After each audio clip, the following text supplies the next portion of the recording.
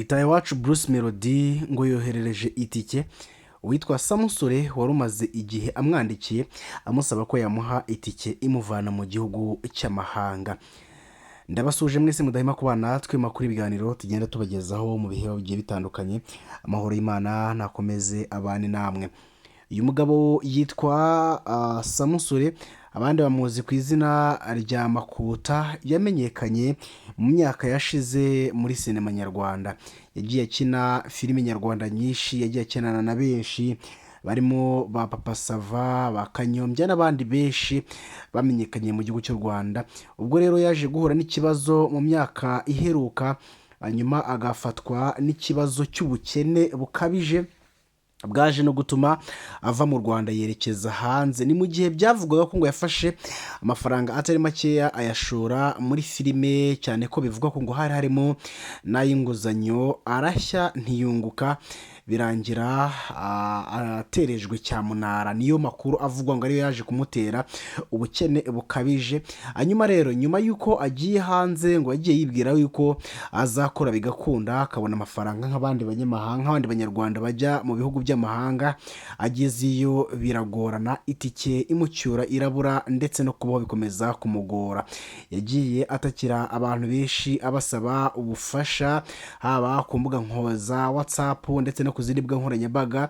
Yagiye avuga asaba ubutabazi cyangwa se ubufasha kugira ngo abe yava mu bukene yarimo, ariko ntiyagenda asubizwa cyangwa se ngo ahabwe ubwo bufasha yari akeneye. Ni nyuma y'uko rero vuba aha ngaha agize gutya asaba umuhanzi Itayewacu Bruce Melody, amusaba ko yamufasha akamwoherereza tike imukura mu gihugu aherereyemo kugira ngo abe yagaruka mu Rwanda.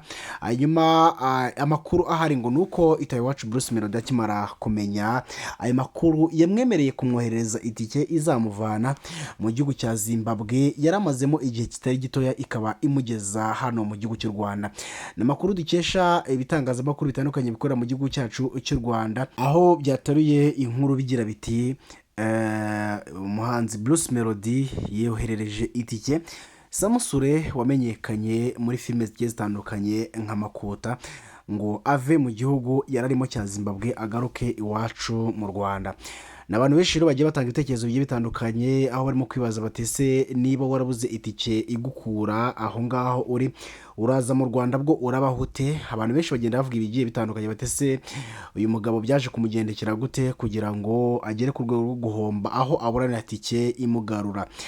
Kandi none ntabwo twavuga kuri Bruce Melody ngo tureke kuvuga ku gitaramo afite tariki ya mbere kwezi kwa mbere 2026 bizaba ari kuri Bonane, kizabera muri Biki Arena. Ni igitaramo yatumiwemo n'umuhanzi Mugisha Benjamin, aho ngo bazabagiye mwihangana. Ni nyuma y'uko aba bombi bamaze gusohora indirimbo ebyiri.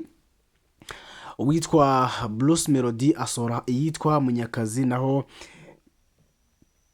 The Ben asohora iyo yise Indabo Zanjye. Ni indirimbo zikomeje guhangana ndetse zikomeje guteza icyo nakwita nk'ihangana rikomeye hagati y'abafana baba bombi. Ni mu gihe bo mu gikari amakuru avuga ko ngo bo baba babiganiye ndetse ibyo bakora atari ibintu biba bibatunguye. Ese wowe urabyumva ute? Uyu mugabo Makuta ugiye kugaruka mu Rwanda, ibye urabibona ute? Se mama nagera mu Rwanda biraza kumugendekera gute? Handika igitekerezo cyawe muri comment cyangwa se umwanya uhariwe kwandikamo ibitekerezo, dukomeze turusheho kugenda duhanahana amakuru ndetse n'ibitekerezo. Turabakunda cyane, Imana ibane namwe.